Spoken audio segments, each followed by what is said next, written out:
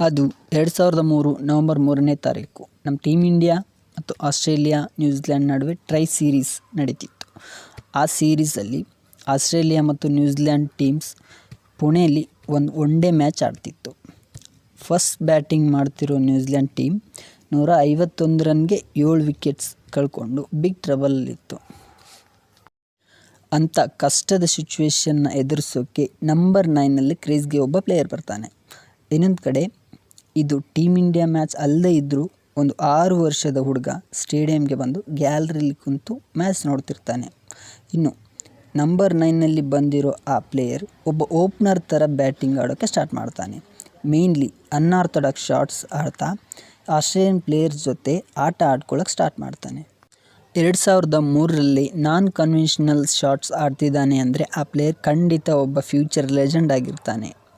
ಹೌದು, ಆ legendary player ಬೇರೆ ಯಾರೂ ಅಲ್ಲ, ಫಿಯರ್ಲೆಸ್ ಬ್ಯಾಟಿಂಗ್ಗೆ ಬ್ರ್ಯಾಂಡ್ ಅಂಬಾಸಿಡರ್ ಅಂತ ಹೆಸರುವಾಸಿಯಾಗಿರೋ ದಿ ಗ್ರೇಟ್ ಬ್ರೆಂಡನ್ ಮೆಕಲಮ್. ಅರೆ ಇದೇನು ಋತುರಾಜ್ ಗೈಕ್ವಾಡ್ ಬಯೋಗ್ರಫಿ ಅಂತ ಹೇಳಿ ಬ್ರೆಂಡನ್ ಮೆಕಲಮ್ ಬಗ್ಗೆ ಹೇಳ್ತಿದ್ದಾನೆ ಅಂತ ಕನ್ಫ್ಯೂಸ್ ಆಗ್ತಿದ್ದೀರಾ? ಏನು ಕನ್ಫ್ಯೂಸ್ ಆಗೋಕ್ಕೆ ಹೋಗಬೇಡಿ, just follow the story. So ಅವತ್ತು ನಂಬರ್ 9ನಲ್ಲಿ ಬ್ಯಾಟಿಂಗ್ಗೆ ಬಂದ ಬ್ರೆಂಡನ್ ಮೆಕಲಮ್ ಅವರು ತಮ್ಮ ಡಿಫ್ರೆಂಟ್ ಬ್ಯಾಟಿಂಗ್ ಸ್ಟೈಲಿಂದ ಎಲ್ಲರಿಗೂ ಇಷ್ಟ ಆಗ್ತಾರೆ. ಮೇನ್ಲಿ ವಿಕೆಟ್ ಕೀಪರ್ ತಲೆ ಮೇಲಿಂದ ಒಂದು ಸ್ಕೂಪ್ ಶಾಟ್ ಆಡ್ತಾರೆ. ಮ್ಯಾಚ್ ನೋಡ್ತಿರೋ ಫ್ಯಾನ್ಸ್ ಎಲ್ಲರೂ ಕ್ರಿಕೆಟಲ್ಲಿ ಇಂಥ ಶಾಟ್ಸ್ ಕೂಡ ಆಡ್ಬೋದಾ ಅಂತ ಶಾಕ್ ಆಗ್ತಾರೆ. ಮುಂಚೆ ನಾನು ಹೇಳಿದ ಆ 6 ವರ್ಷದ ಹುಡುಗ ಕೂಡ ಮೆಕಲಮ್ ಬ್ಯಾಟಿಂಗ್ ನೋಡಿ ಫಿದಾ ಆಗೋಗ್ತಾನೆ.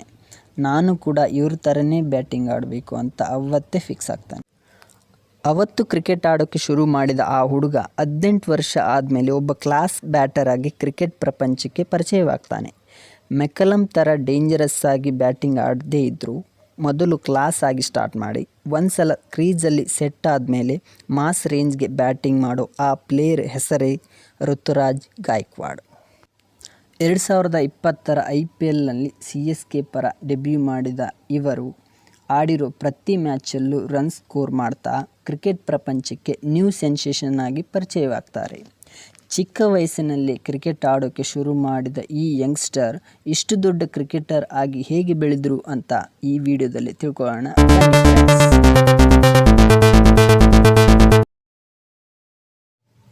ಗಾಯಕ್ವಾಡ್ ಪೂರ್ತಿ ಹೆಸರು ಋತುರಾಜ್ ದಶರಥ್ ಗಾಯಕ್ವಾಡ್, ಆದರೆ ಇವ್ರನ್ನ ಮುದ್ದಾಗಿ ಮಾನ್ಸಿ ಅಂತ ಕರೀತಾರೆ. ಗಾಯಕ್ವಾಡ್ 1997ರ ಜನವರಿ 31ನೇ ದಿನಾಂಕ ಮಹಾರಾಷ್ಟ್ರದಲ್ಲಿನ ಪುಣೆ ನಗರದಲ್ಲಿ ಜನಿಸ್ತಾರೆ. ಇವರ ತಂದೆ ಹೆಸರು ದಶರಥ್ ಗಾಯಕ್ವಾಡ್. ಇವರು ಒಬ್ಬ ಡಿಫೆನ್ಸ್ ರಿಸರ್ಚ್ ಡೆವಲಪ್ಮೆಂಟ್ ಆಫೀಸರ್. ತಾಯಿ ಹೆಸರು ಸವಿತಾ ಗಾಯಕ್ವಾಡ್. ಇವರು ಒಬ್ಬ ಮುನ್ಸಿ ಸ್ಕೂಲಲ್ಲಿ ಟೀಚರ್ ಆಗಿ ಕೆಲಸ ಮಾಡ್ತಾರೆ. ಚೈಲ್ಡ್ಹುಡ್ಡಲ್ಲಿ ಗಾಯಕ್ವಾಡ್ ಕ್ರಿಕೆಟ್ ಮೇಲೆ ಜಾಸ್ತಿ ಇಂಟ್ರೆಸ್ಟ್ ತೋರಿಸ್ತಿದ್ರು. ತಮ್ಮ 6ನೇ ವರ್ಷಕ್ಕೆ ಅವರ ತಂದೆಗೆ ಕಾಡಿ ಬೇಡಿ ಲೆದರ್ ಬಾಲ್ ಕೊಡಿಸ್ಕೊಂಡು ಕ್ರಿಕೆಟ್ ಆಡೋಕ್ಕೆ ಶುರು ಮಾಡಿದರು. ಲೋಕಲಲ್ಲಿರೋ ಕ್ರಿಕೆಟ್ ಗ್ರೌಂಡಲ್ಲಿ ಯಾವಾಗ ಮ್ಯಾಚಸ್ ನಡೆದರೂ ಪೇರೆಂಟ್ಸ್ ಹೋಗಬೇಡ ಅಂದರೂ ಕೂಡ ಸ್ಟೇಡಿಯಮ್ಸ್ಗೆ ಹೋಗಿ ಲೈವಲ್ಲಿ ಮ್ಯಾಚಸ್ ನೋಡ್ತಿದ್ರು. ಗಾಯಕ್ವಾಡ್ ಒಬ್ಬ ಒಳ್ಳೆ ಬ್ಯಾಟ್ಸ್ಮನ್ ಆಗಬೇಕು ಅಂತ ಗೋಲ್ ಇಟ್ಕೊಂಡ್ರು. ಅವರ ಡ್ರೀಮ್ಗೆ ಗಾಯಕ್ವಾಡ್ ಪೇರೆಂಟ್ಸ್ ಕೂಡ ತುಂಬ ಸಪೋರ್ಟ್ ಮಾಡೋಕ್ಕೆ ಸ್ಟಾರ್ಟ್ ಮಾಡ್ತಾರೆ. ಇವರ 11ನೇ ವಯಸ್ಸಿಗೆ ಪುಣೆಯಲ್ಲಿರೋ ವೆಂಗ್ ಸರ್ಕಾರ್ ಕ್ರಿಕೆಟ್ ಅಕಾಡೆಮಿಯಲ್ಲಿ ಜಾಯಿನ್ ಮಾಡಿಸ್ತಾರೆ. ಈ ಅಕಾಡೆಮಿಯಲ್ಲಿ ಪ್ರಾಪರ್ ಬ್ಯಾಟಿಂಗ್ ಟೆಕ್ನಿಕ್ ಕಲ್ತ್ಕೊಂಡು ಗಂಟೆಗಟ್ಟಲೆ ಬ್ಯಾಟಿಂಗ್ ಪ್ರಾಕ್ಟೀಸ್ ಮಾಡ್ತಾ ಪ್ರತಿದಿನ ತಮ್ಮನ್ನು ತಾವು ಇಂಪ್ರೂವ್ ಮಾಡ್ಕೊಳ್ತಾ ಬಂದರು. ಹಾಗೆ ಸ್ಕೂಲ್ ಲೆವೆಲಲ್ಲಿ ನಡೆಯೋ ಪ್ರತಿ ಟೂರ್ನಮೆಂಟಲ್ಲಿ ತುಂಬ ಚೆನ್ನಾಗಿ ಬ್ಯಾಟಿಂಗ್ ಮಾಡ್ತಾ ಎಲ್ಲರನ್ನೂ ಇಂಪ್ರೆಸ್ ಮಾಡ್ತಿದ್ರು. ಹಾಗೆ ಮಹಾರಾಷ್ಟ್ರ ಅಂಡರ್-14, ಅಂಡರ್-16ನಲ್ಲಿ ಪ್ಲೇಸ್ ಗಳಿಸಿದ ಗಾಯಕ್ವಾಡ್ ಚಿಕ್ಕ ವಯಸ್ಸಲ್ಲಿ ಪ್ರೊಫೆಷ್ನಲ್ ಬ್ಯಾಟಿಂಗ್ ಮಾಡೋಕ್ಕೆ ಸ್ಟಾರ್ಟ್ ಮಾಡಿದರು. ಇನ್ನು ಇವತ್ತು ನಾನು ಒಂದು ಒಳ್ಳೆ ಪೊಸಿಷನ್ನಲ್ಲಿ ಇದ್ದೀನಿ ಅಂದರೆ ಅದರಲ್ಲಿ ವೆಂಗ್ ಸರ್ಕಾರ್ ಕ್ರಿಕೆಟ್ ಅಕಾಡೆಮಿಯ ಪಾತ್ರ ಬಹಳ ದೊಡ್ಡದಿದೆ ಅಂತ ಗಾಯಕ್ವಾಡ್ ಒಂದು ಇಂಟರ್ವ್ಯೂನಲ್ಲಿ ಹೇಳ್ಕೊಂಡಿದ್ದಾರೆ. ಇನ್ನು ಗಾಯಕ್ವಾಡ್ ಅಂಡರ್-19 ಆಡೋ ಟೈಮಲ್ಲಿ ಲೈಮ್ಲೈಟ್ಗೆ ಬರ್ತಾರೆ.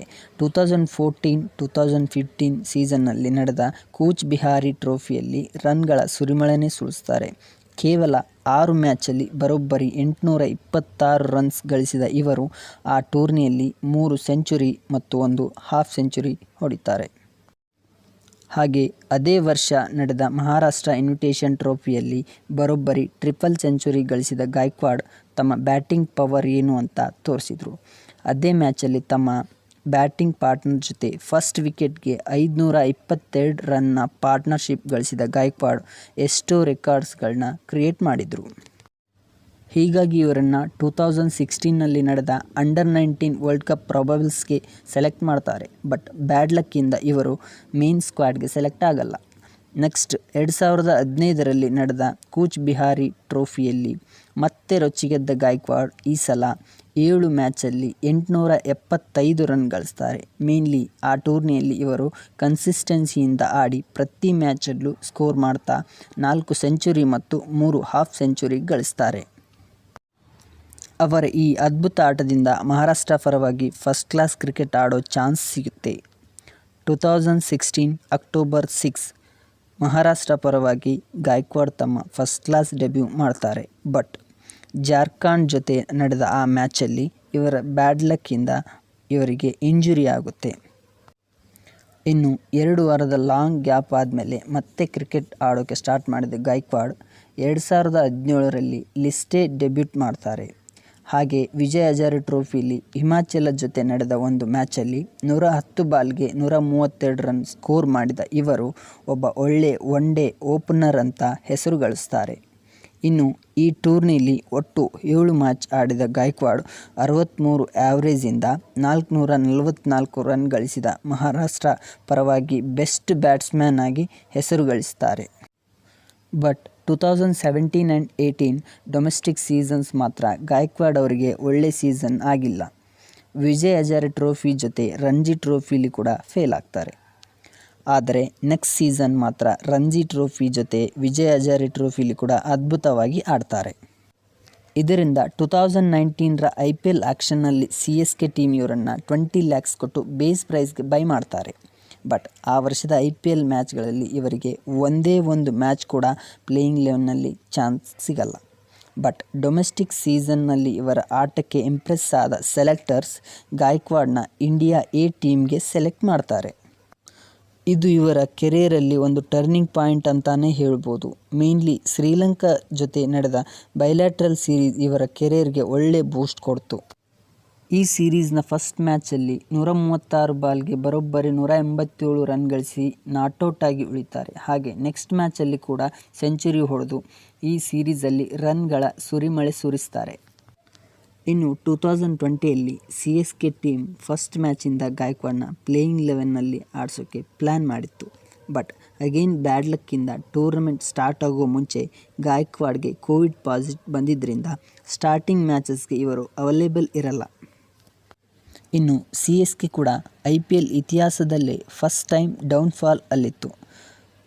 ಆಡಿದ 11 ಮ್ಯಾಚಲ್ಲಿ ಕೇವಲ 6 ಪಾಯಿಂಟ್ ಗಳಿಸಿ ಪಾಯಿಂಟ್ಸ್ ಟೇಬಲಲ್ಲಿ ಲಾಸ್ಟಲ್ಲಿತ್ತು. ಈ ಟೈಮಲ್ಲಿ IPL ಡೆಬ್ಯೂ ಮಾಡಿದ ಗಾಯಕ್ವಾಡ್ ಕಂಟಿನ್ಯೂ ಆಗಿ ಹಾಫ್ ಸೆಂಚುರಿ ಹೊಡೆದ್ರು. ಆಡಿದ 6 ಮ್ಯಾಚಲ್ಲಿ 204 ರನ್ ಗಳಿಸಿ ಲಾಸ್ಟ್ 3 ಮ್ಯಾಚಸ್ ಗೆಲ್ಲಲು ಕೀ ರೋಲ್ ಪ್ಲೇ ಮಾಡಿದ್ರು. ಅಲ್ಲಿಂದ ಸ್ಟಾರ್ಟ್ ಆದ ಗಾಯಕ್ವಾಡ್ ಅವರ ಹವಾ ಪ್ರೆಸೆಂಟ್ CSKಲಿ ಗಾಯಕ್ವಾಡ್ ಯಾವ ಪೊಸಿಷನ್ ಅಲ್ಲಿದ್ದಾರೆ ಅಂತ ನಿಮಗೂ ಗೊತ್ತು. 2021ನಲ್ಲಿ ಶ್ರೀಲಂಕಾ ಜೊತೆಗಿನ T20 ಸೀರೀಸಲ್ಲಿ ಟೀಮ್ ಇಂಡಿಯಾ ಪರವಾಗಿ ಕೂಡ ಡೆಬ್ಯೂ ಮಾಡ್ತಾರೆ. ಗಾಯಕ್ವಾಡ್ ಅವರು ಗೋಲ್ಫ್ ಮತ್ತು ಟೆನ್ನಿಸ್ ಆಡೋಕ್ಕೆ ತುಂಬ ಇಷ್ಟಪಡ್ತಾರೆ. ನಾನು ಕ್ರಿಕೆಟರ್ ಆಗಿರಲಿಲ್ಲ ಅಂದರೆ ಟೆನ್ನಿಸ್ ಪ್ಲೇಯರ್ ಆಗಿರ್ತಾ ಇದ್ದೆ ಅಂತ ಒಂದು ಇಂಟರ್ವ್ಯೂಯಲ್ಲಿ ಹೇಳ್ತಾರೆ. 2021 IPL ಸೀಸನ್ನಲ್ಲಿ ಗಾಯಕ್ವಾಡ್ 635 ರನ್ ಗಳಿಸಿ ಹೈಯೆಸ್ಟ್ ರನ್ ಸ್ಕೋರರ್ ಆಗ್ತಾರೆ. ಇದೇ ಸೀಸನ್ ಆರೆಂಜ್ ಕ್ಯಾಪ್ ಜೊತೆಗೆ CSK IPL ಟೈಟಲ್ ವಿನ್ ಆಗೋದರಲ್ಲಿ ಕೀ ರೋಲ್ನ ಪ್ಲೇ ಮಾಡ್ತಾರೆ. ಇದರಿಂದ ಇವರಿಗೆ emerging player of the year award ಕೂಡ ಬರುತ್ತೆ. ಇನ್ನು ಗಾಯಕ್ವಾಡ್ ತಮ್ಮ ODI ಡೆಬ್ಯೂನ 2022 ಅಕ್ಟೋಬರ್ 6 ಸೌತ್ ಆಫ್ರಿಕಾ ಅಗೇನ್ಸ್ಟ್ ಮಾಡ್ತಾರೆ. ಇನ್ನು ಗಾಯಕ್ವಾಡ್ 2023 ಏಷ್ಯನ್ ಗೇಮ್ಸಲ್ಲಿ ಗೋಲ್ಡ್ ಮೆಡಲ್ ಗೆದ್ದಿರೋ first and only Indian captain ಆಗ್ತಾರೆ. ಇನ್ನು 2023ಯಲ್ಲಿ ಆಸ್ಟ್ರೇಲಿಯಾದ ವಿರುದ್ಧ T20ಯಲ್ಲಿ ಸೆಂಚುರಿ ಸ್ಕೋರ್ ಮಾಡಿದ ಫಸ್ಟ್ ಇಂಡಿಯನ್ ಪ್ಲೇಯರ್ ಆಗ್ತಾರೆ. ಋತುರಾಜ್ ಗಾಯಕ್ವಾಡ್ ತಮ್ಮ ಲಾಂಗ್ ಟೈಮ್ ಗರ್ಲ್ ಫ್ರೆಂಡ್ ಆದ ಉತ್ಕರ್ಷ ಪವಾರ್ ಅವರನ್ನು ಜೂನ್ 3, 2023ರಲ್ಲಿ ಮದುವೆ ಆಗ್ತಾರೆ. ಇನ್ನು 2024 IPL ಸ್ಟಾರ್ಟ್ ಆಗೋ ಮುಂಚೆ CSK ಕ್ಯಾಪ್ಟನ್ ಆಗ್ತಾರೆ. ಮತ್ತು ಕ್ಯಾಪ್ಟನ್ಸಿ ಮಾಡಿದ ಫಸ್ಟ್ ಸೀಸನ್ನೇ 500+ ರನ್ಸ್ ಸ್ಕೋರ್ ಮಾಡ್ತಾರೆ. ಹಾಗೆ ಇವರಿಗೆ ODI ಕ್ರಿಕೆಟ್ನಲ್ಲಿ ತುಂಬ ಕಡಿಮೆ ಚಾನ್ಸಸ್ ಸಿಕ್ಕಿರುತ್ತೆ. 2025 ಡಿಸೆಂಬರಲ್ಲಿ ಸೌತ್ ಆಫ್ರಿಕಾ ವಿರುದ್ಧ ತಮ್ಮ ಮೀಡಿಯನ್ ODI ಸೆಂಚುರಿ ಗಳಿಸ್ತಾರೆ. ಹಾಗೆ ಇವರು ಟೆಸ್ಟ್ ಕ್ರಿಕೆಟ್ಗೆ ಇನ್ನೂ ಡೆಬ್ಯೂ ಮಾಡಿಲ್ಲ. ಖಂಡಿತ ಆದಷ್ಟು ಬೇಗ ಡೆಬ್ಯೂ ಮಾಡ್ತಾರೆ ಅಂತ ಅನ್ಕೋತೀನಿ ಫ್ರೆಂಡ್ಸ್. ಋತುರಾಜ್ ಗಾಯಕ್ವಾಡ್ ಒಬ್ಬ technically sounded, com and very temperament classical batsman ಹಾಗೂ ಪಾರ್ಟ್ ಟೈಮ್ ಸ್ಪಿನ್ ಬೌಲಿಂಗ್ ಕೂಡ ಮಾಡ್ತಾರೆ. ಋತುರಾಜ್ ಗಾಯಕ್ವಾಡ್ ಲೈಫ್ ಸ್ಟೋರಿಯಿಂದ ನಾವೇನು ಅರ್ಥ ಮಾಡ್ಕೋಬೇಕಂದ್ರೆ, ಎಲ್ಲೇ ಆಗಲಿ ನಮ್ಮ ಪ್ಲೇಸ್ ಟೆಂಪ್ರವರಿ ಆಗಿರುತ್ತೆ. ಯಾವಾಗ ನಮಗಿಂತ ಒಳ್ಳೆ ಪ್ಲೇಯರ್ಸ್ ಬರ್ತಾರೋ ಆವಾಗ ನಮ್ಮ ಪ್ಲೇಸ್ ಅವರಿಂದ ರಿಪ್ಲೇಸ್ ಆಗುತ್ತೆ. ಆದರೆ ನಮ್ಮ ಟ್ಯಾಲೆಂಟ್ ಮಾತ್ರ ಯಾವಾಗಲೂ ನಮ್ಮ ಜೊತೆನೇ ಇದ್ದು ಅವಕಾಶಗಳು ಬಂದಾಗ ನಮ್ಮನ್ನು ಅದೇ ಮುಂದಕ್ಕೆ ತಗೊಂಡೋಗುತ್ತೆ. ಎಂಥವರೇ ಆಗಲಿ ನಮ್ಮ ಪ್ಲೇಸ್ನ ರಿಪ್ಲೇಸ್ ಮಾಡ್ಬೋದು, ನಮ್ಮ ಟ್ಯಾಲೆಂಟ್ನ ರಿಪ್ಲೇಸ್ ಮಾಡೋಕ್ಕಾಗಲ್ಲ. ಸೊ ಇದು ಗೈಸ್ CSK ಕ್ಯಾಪ್ಟನ್ ಆದ ಋತುರಾಜ್ ಗಾಯಕ್ವಾಡ್ ಅವರ ಅನ್ಟೋಲ್ಡ್ ಲೈಫ್ ಸ್ಟೋರಿ.